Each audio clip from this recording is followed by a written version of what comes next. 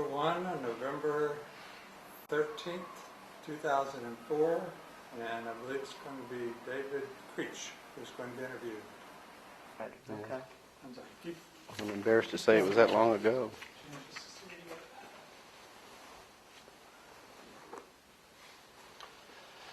And I should look at you. Yes, sir. Okay. Right.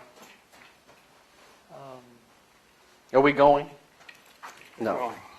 Tell me when.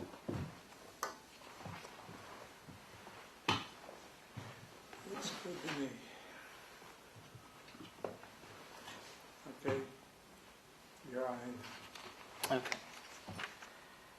My name is David Todd. I'm here for the Conservation History Association of Texas. We're in Houston, Texas, on the campus of Rice University. It's November 13th, 2004, and we are gathered on the occasion of the Lynn Lowrey Symposium, and had the good fortune to be talking to David Creech, who is director of the Stephen F. Austin University Mast Arboretum, and has known Lynn for many years, and wanted to thank you for taking the time. Well, it's good to be here.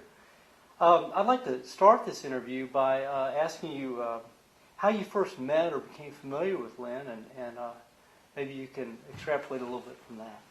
I was an undergraduate at Texas A&M University 1966 through 1970. I was majoring in horticulture, and I had an advisor, Dr. Hollis Bowen, that was interested in introducing blueberries as a potential new crop to Texas. And rabbit-eye blueberries, Vaccinium ashii, are indigenous to the southeast, and he extrapolated that we could grow them here, and it didn't take long to find out that the one person that we needed to visit with was Lynn Lowrey. So I remember distinctly loading up in the truck, and off we went to Houston, Texas to visit Lynn at the Lowrey Nursery, and stepping out on Westheimer. And I remember some strange long-haired kids there, and everything was back in cans back then. We always do plastic pots now in different types of containers, but I always tell my students that I'm pre-plastic in a way. And so this goes back a long time. And he had the strangest collection of plants that you've ever seen, and I was kind of mesmerized by that. And sure enough, he had a number of species of Vaccinium and had some varieties. And what struck me, and I still remember it today, is that Lynn was so generous that when he found out what we were doing, he insisted that we take something else, and all of this was, of course, for free. I think a lot of people may know that Lynn was in the nursery business for different nurseries, and he was, to be totally honest, not that good at it because he would give everything away. He'd close the gate. He'd leave for trips. You know, he just was the consummate plant hunter. So that's how I met Lynn in the early days, over 30 years ago, and in the 70s I communicated with him by writing and by some visits, all on fruit related. And in the mid-80s I was a professor at Stephen F. Austin State University, and we began an arboretum project. That snowballed, and when he knew about that, we were fast friends really from about 83 on. Made numerous trips to Mexico with Lynn, and lots of trips into the piney woods of East Texas looking for different plants. Can we just stop? You ready? We're rolling. Earlier you said that you first met Lynn by visiting one of his nurseries. And I thought maybe you could tell us a little bit about some of the trips that you took with Lynn, not just to Lynn, but maybe some of the plant collecting and prospecting journeys you made with him. Well, Lynn had been doing a lot of trips to Mexico pretty much on his own. And I don't know what happened, but in the 1980s, he basically began to want to share where he'd been, what he'd seen, some of the plants. And he asked me if I wanted to go along. But unfortunately, he always asked you the day before. But on one particular occasion, I did jump in with him on one of his first trips. And Lynn's trips to Mexico, they're addictive. They were addictive to me because I was one of those people that enjoyed staying in a modest hotel with a gunny sack for a door and loud noises at night, and basically roughing it out in the San Madre Oriental mountain range. The San Madre is a beautiful, beautiful botanical region. It was once connected to Texas when it was wetter. tens of thousands of years ago, so many counterpart species. It's easy to be in the San Madre and see plants that you recognize as East Texas flora. We were once connected. And so that was a trip, and basically we would hit Bustamante and concentrate on the 3 to 6 or 7,000 feet elevation levels and looking for plants that might be a little bit unique. And back then, almost every trip you went, you would bring back something that had never been in the United States. And there were botanical specimens brought in that were actually named from those expeditions.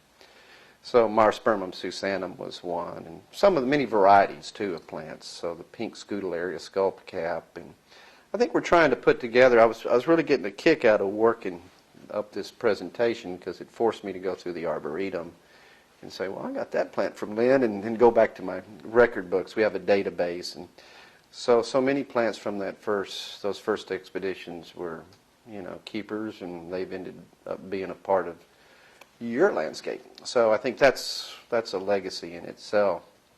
They were modest trips. Things were not very organized. The maps we had were crude, and we were on trails, so that wasn't on the maps, and we stayed lost. But I spoke enough Spanish, and the truck was so beat up and ugly, I don't think anybody wanted to rob us. And I think that had a lot to do with it. And got to meet a lot of wonderful people on those expeditions from 1986 to 1992. I kind of quit in 92. But Lynn had took many, many trips before then, before he integrated a lot of his friends into it. And I think he was realizing he was getting old, and he wanted to share the plants and their habitats. I remember I roomed with him a lot, and I can remember that he never slept. And you'd wake up and he'd be reading, and he had all kinds of botany books, and he'd sleep 2 to 3 hours at night. Now, he would have a tendency to kind of fall asleep in the afternoon. When he was driving, you had to watch him. But he was a very, very tireless individual. Moved slow, but he was slow and steady, and always had his eye open for a new plant. And I was quite impressed with his character. The trips were one thing, but his character was another. Had a great effect on me in terms of his giving nature.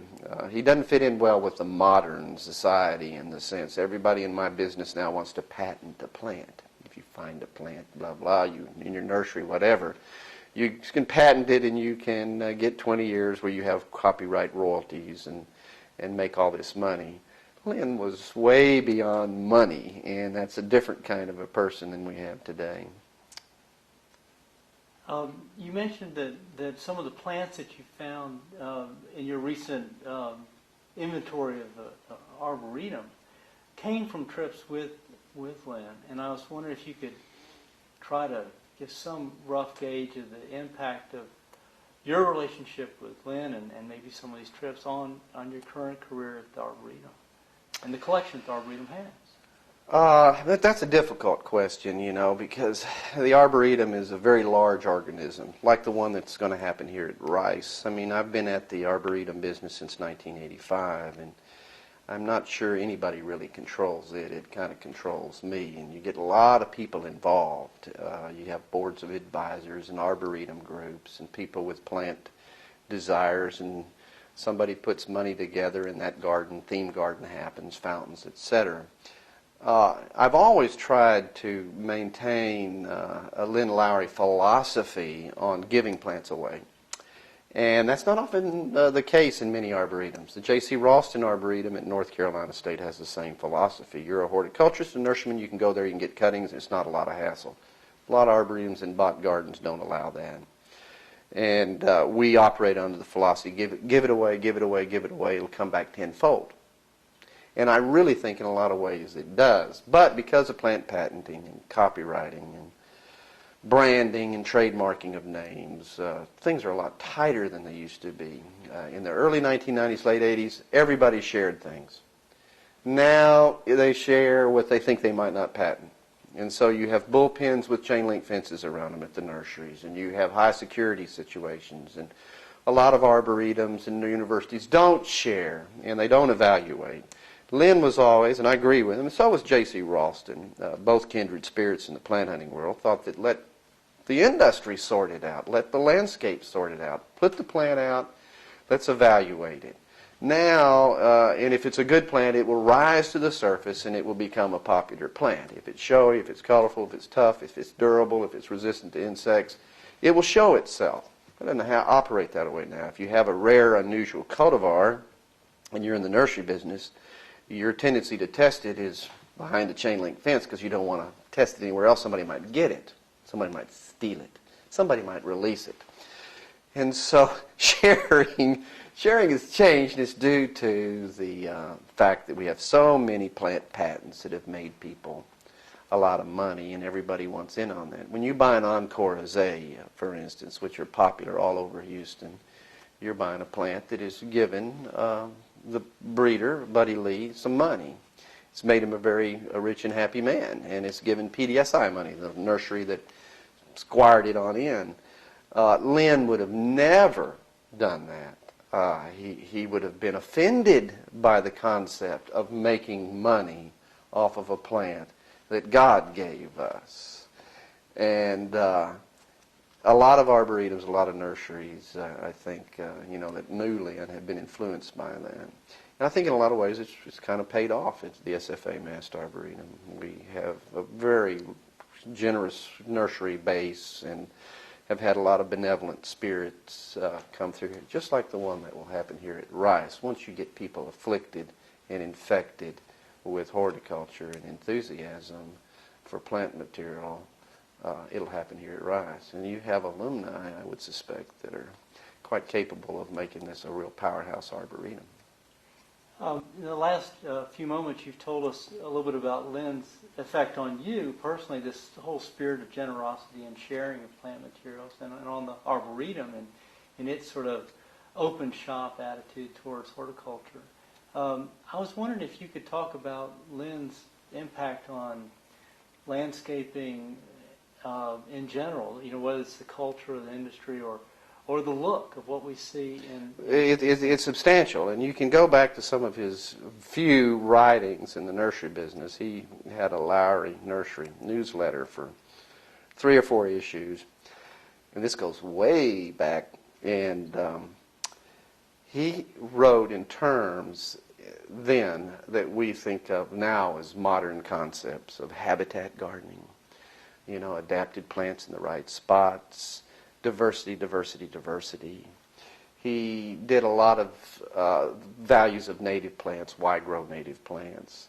A lot of people think, and really that started with Lady Bird and Carol Abbott in the 1980s, was when, and actually I spoke at the very first wildflower deal up at TWU with Lady Bird, and I can remember it was like breaking new ground, and we need to use these natives, and Lynn Lowrey had been preaching on that pulpit for a long, long time, really since the 1960s and 50s even a little bit in some of his writings. So those newsletters are available. They're not, I found some and gave them to Mary Pickens. She can tell you about them. But the writings were micro-pocketing plants and how we pick sites and site selection.